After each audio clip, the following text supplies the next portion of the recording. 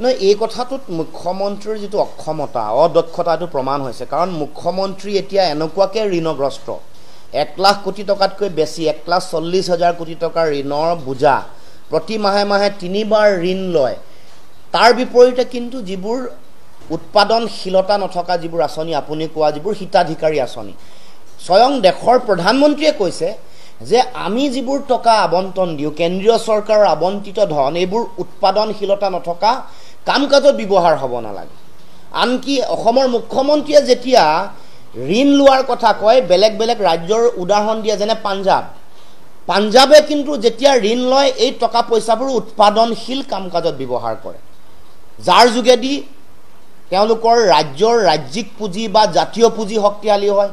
যিবোৰ প্ৰকল্পত এই ধনবোৰ খৰচ হয়, সেইবোৰ প্ৰকল্পৰ পৰা চৰকাৰখনে অৰ্থ উপাৰ্জন কৰে, পুঁজি মানে ৰাজকোষ শক্তিশালী কৰে। কিন্তু অসমৰ মুখ্যমন্ত্ৰীয়ে এই গোটেই কামটো বা চৰকাৰখনে কেৱল মাত্ৰ ৰাজনৈতিক স্বাৰ্থ লাভৰ কাৰণে, স্বাৰ্থ সিদ্ধিৰ কাৰণে এই কাম কাজ কৰা আমি দেখিবলৈ পাইছোঁ। গতিকে মই ভাবোঁ যে এইটো একেবাৰে এটা জনমুখী যিটো এটা চৰকাৰ থাকিব লাগে, তাৰ একেবাৰে বিপৰীত স্থিতি। আৰু এই গোটেই সামগ্ৰিক যিটো পৰিৱেশ আৰু পৰিস্থিতি, এই পৰিস্থিতিয়ে মুখ্যমন্ত্ৰীগৰাকী মানে নেতাগৰাকীৰ অক্ষমতা অদক্ষতা প্ৰমাণিত কৰিছে যে তেওঁ এগৰাকী অক্ষম মুখ্যমন্ত্ৰী। তেওঁৰ যে দক্ষতা নাই সেই কথা প্ৰমাণ হৈ গৈছে। কাৰণ তেওঁ মুখ্যমন্ত্ৰী নোহোৱাৰ আগত মানুহৰ মাজত ধাৰণাটো আছিল যে তেওঁ মুখ্যমন্ত্ৰী হ'লে খুব ভাল মুখ্যমন্ত্ৰী হ'ব।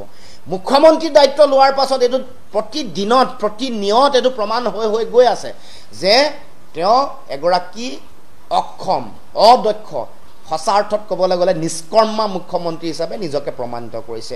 আৰু এগৰাকী মুখ্যমন্ত্ৰীৰ যিটো ৰাজধৰ্ম, সেই ৰাজধৰ্ম পালন কৰিব পৰা নাই। যিটো সংবিধান আৰু ন্যায়পালিকাৰ প্ৰতি দায়িত্বশীল হৈ যিবোৰ কথা বতৰা আচৰণ কৰিব লাগে, যিবোৰ কথা অসমৰ সংস্কৃতিৰ লগত জড়িত, যিবোৰ কথা বতৰা অসমীয়া মানুহৰ সংস্কৃতিয়ে যিবোৰ কথা কয়, যিবোৰ এতিয়া অশ্ৰাব্য কথা, যিবোৰ অসমীয়া ৰুচি আৰু সংস্কৃতিৰ পৰিপন্থী কথা বতৰা কয়, সংবিধানৰ যিটো মূল কাঠামো তাৰ বিপৰীতে, মানে যাৰ নামত শপত লৈছে তাৰ বিপৰীতে কথা কৈ যেতিয়া এতিয়া হিন্দু মুছলমানৰ ৰাজনীতি কৰে, এইবোৰে আচলতে তেওঁৰ অদক্ষতা অযোগ্যতা, ফাইনেন্সিয়েল মেনেজমেণ্টটোতো পৰে।